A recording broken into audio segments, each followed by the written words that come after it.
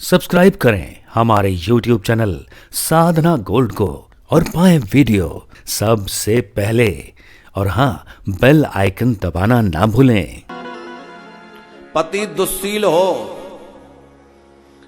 दुर्भाग्य माने भाग्यहीन हो, जड़ हो, वृद्ध हो, मूर्ख हो, धनहीन हो, ऐसे पति का भी अपमान और त्याग पत्नी को नहीं करना चाहिए। वो केवल ऐसा ना समझा जाए कि सारी बातें स्त्रियों के लिए हैं, पतियों के लिए भी मर्यादा है। पति भी अपनी पत्नी का त्याग ना करे।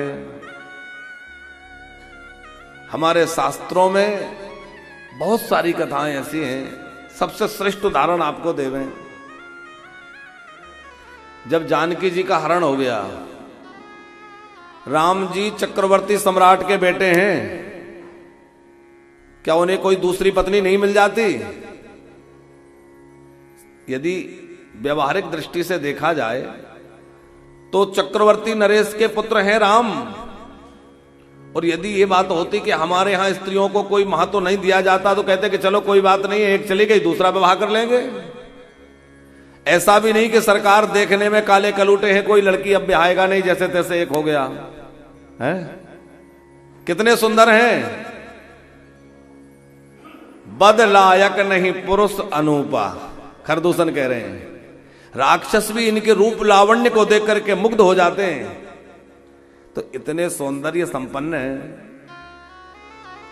लेकिन राम जी ने जो है बंदर भालुओं की सेना ली, लंका पर चढ़ाई कर दी और समुद्र के ऊपर सेतु बना दिया।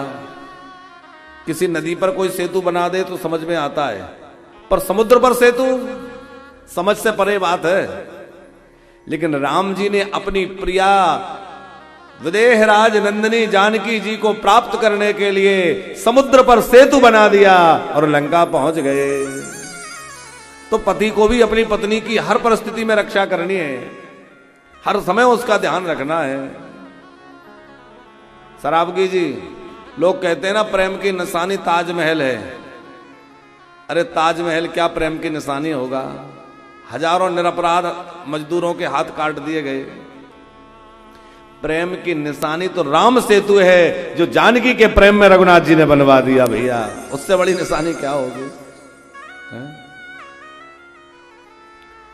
पति और पत्नी दोनों एक दूसरे के प्रति समर्पित रहें, एक दूसरे के प्रति आदर की बुद्धि रखें, तभी ये जीवन की गाड़ी ठीक तरह से चलती है।